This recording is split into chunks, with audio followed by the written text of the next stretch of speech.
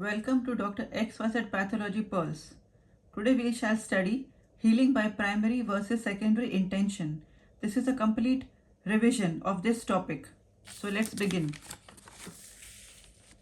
Now, can you differentiate healing by primary intention from healing by secondary intention in your MBBS exams? In the next few minutes, I shall explain the differences in a simple exam-oriented manner that you can revise before your pathology examination. Now let's go step by step. Now what is wound healing? Wound healing is the process by which the damaged tissue is restored after injury. There are two major components, regeneration and repair. Now regeneration is the replacement by the same type of cells, whereas repair is replacement by connective tissue resulting in scar formation. Now,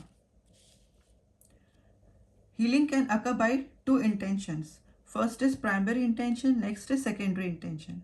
Now the next question is healing by primary intention. So remember, primary intention occurs when the wound has clean and closely approximated edges, minimal tissue loss, minimal contamination. The classic example of this is a clean surgical incision closed with sutures. Now what happens in this? Because the wound edges are close together, only a small amount of tissue needs to be replaced. There is minimal inflammation and there is minimal granulation tissue. Now, and also there is minimal contraction and small scar formation. Now the next question is healing by secondary intention. Now, secondary intention occurs when there is extensive tissue loss, large wound, significant contamination, wound left open. Examples are large traumatic wound, ulcer, abscess cavity, extensive tissue loss. Now, we have to remember that here the gap cannot be simply closed. So, healing occurs by formation of granulation tissue, wound contraction and scar formation. The most important difference, primary means the edges are together and secondary means the edges are apart. This one line can help you remember the entire difference. Now with the help of a table, we can remember the difference between primary intention and secondary intention.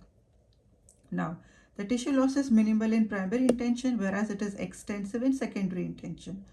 The wound edges, they are closely approximated in primary intention, whereas they are widely separated in secondary intention. There is minimal inflammation in primary and more pronounced inflammation in secondary intention. Granulation tissue is in small amount in primary intention, whereas it is in large amount in secondary intention. Wound contraction is minimal in primary intention, whereas it is marked in secondary intention. The scar is small in primary intention, whereas it is large in secondary intention. Healing is faster in primary intention, whereas it is slower in secondary intention. Examples of primary intention are surgical incision, and the example of healing by secondary intention is large traumatic wound. So with this we finish the comparison table. Now, next question. Why is contraction important? Now remember, in secondary intention, the wound undergoes marked contraction. This is mainly mediated by myofibroblasts. These contain contractile proteins and help pull the wound edges together towards each other. So, secondary intention means more myofibroblasts. That means more wound contraction. Now, the next question is, why is granulation tissue more in secondary intention? This is because of a larger tissue defect to fill. So, granulation tissue contains new blood vessels, fibroblasts, extracellular matrix, inflammatory cells. Remember, more tissue loss, more granulation tissue. Now we come to the very important point, that is exam-oriented MCQs. Now the first MCQ, just listen carefully. A clean surgical incision closed with sutures heals by secondary intention, primary intention, tertiary intention, regeneration only. Think and answer. Primary intention is the correct answer. Now the next MCQ.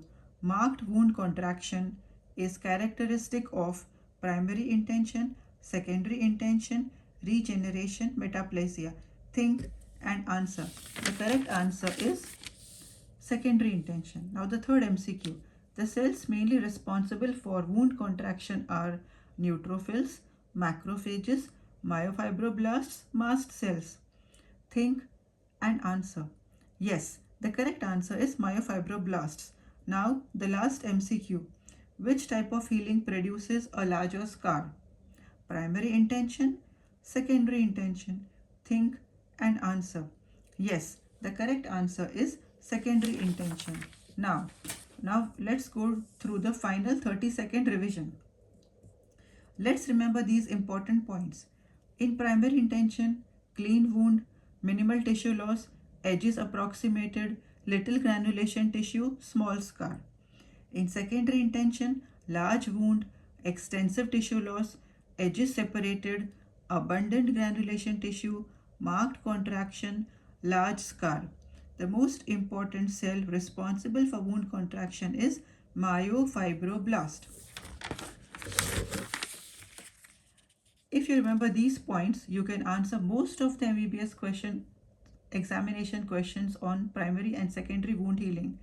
If this video helped you revise pathology quickly, subscribe to Dr. XYZ Pathology Pearls for more exam-oriented MBBS pathology revision.